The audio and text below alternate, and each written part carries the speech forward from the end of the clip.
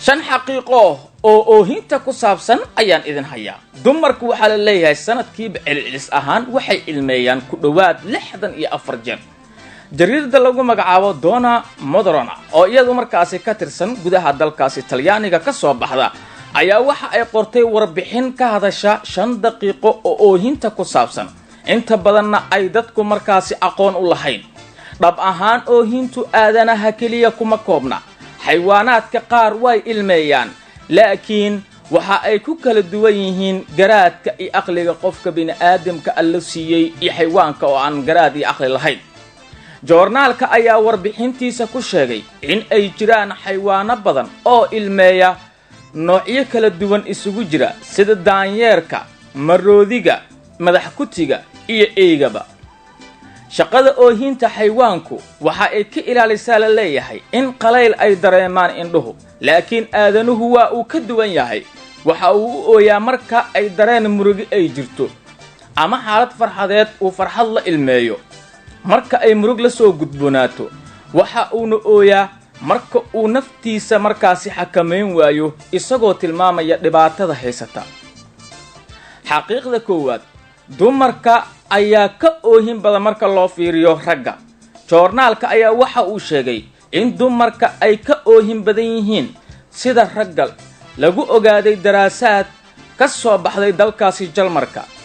inta jeer ee dumarka ay ooyaan sanadkiiba celcelis ahaan waxa ay noqonaysaa 30 ilaa 64 jeer. oohintooda badan waxa ayna timaadaa oo ku soo aadaa la leeyahay xilliga caadada ka hor iyo kadibba.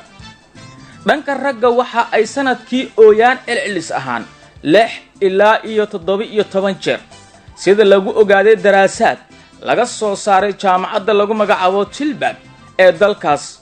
waxa aynu oohintu u badan tahay wadamada dunida ku yaala qaarkood sida Ameerika, Jarmalka, Talyaaniga, halka dadkiisu ay markaasi u nugul yihiin in ay ooyaan.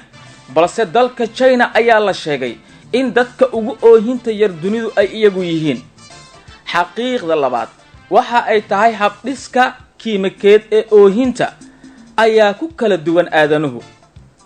habdhiska kiimikeed ee oohintu ayaa ku kala duwan oohinta aas-aasiga ah. tanna markasta waxa ay ishu ka heshaa qalaylkii inay ka ilaaliso iyo dhibaato kastoo banaanka uga imaan karta. ilinta qofka iska keeni karo waa tan markaasi isha dhibaatada dibadda kaga imaanaysa ka ilaalinaysa, sida qiiqa markuu qofku indhuhu ay ka galaan, basbaaska, basasha iyo waxyaabo la mid ah. xaqiiqda saddexaad waxa ay tahay cusbada ayaa jirka markaasi looga eriyaa.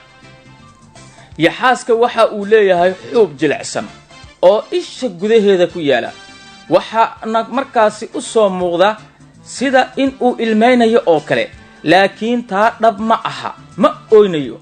halka nooca kale yaxaas ka mid ah oo isagu markaasi ooyo si markaasi xilliyada jirka ay u baahan tahay maqaarka isha in ay hesho qoyaan.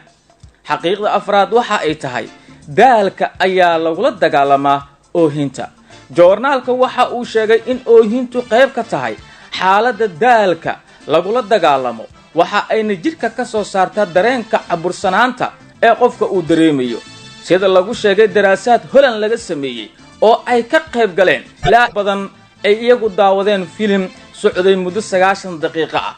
28 ka mid ah waa la baaray. waxa uu noqday caafimaadkooda mid aad u wanaagsan, waxa ayna ka caafimaad wanaagsanaadeen labadii kale ee aanan ooynin. xagga firfircoonida marka la yiraahdana waxa la leeyahay kuwa ooya ayaa firfircooni fiican hela. marka ay cabursanaantu dareemaanna dunidu waa in la ooyaa. sidaas ayaa warbixinta lagu taliyay. talow ha la iska ooyo, ha la ooyo. cabursanaan haddaad dareento, haddaad waxaad rajaynaysa farxad darteed ha loo ilmeeyo, indhuhuna qaleelka laga ilaaliyo, basbaaska iyo basasha iyo ha la isku dhaweeyo qiiqa meelahaas saas ha loo ilmeeyo. talow habluhu waxa la leeyahay way ka oohin badan yihiin raggu. maxay uga oohin badnaan waayeen? ilaa qiiqii ku jiraano oo 24 saac waxbay karinayaano, basbaaskii basashii waxbay sameynayaan, ma ogta. marka taaba keenaysa in raggu ka oohin badnaadaan. ragguna markay murug xaalad adag soo wajahdo bay ooyaano, ama farxad ha la ooyaan ama murug ha la ooyaan, ama dhibaato soo wajahday familkooda ehelkooda mid ka mid oo jeclaayeen ay dunida ka waayeen markuu qof geeriyoodo oo kale ama hantidooda baabaado bay ooyaan waana sababta boqolkiiba 6 ilaa 17 ay raggu ooyaan halka dumarkiiba 30 ilaa 64 sanadkiiba celcelis ahaan iyaguna ay ooyaan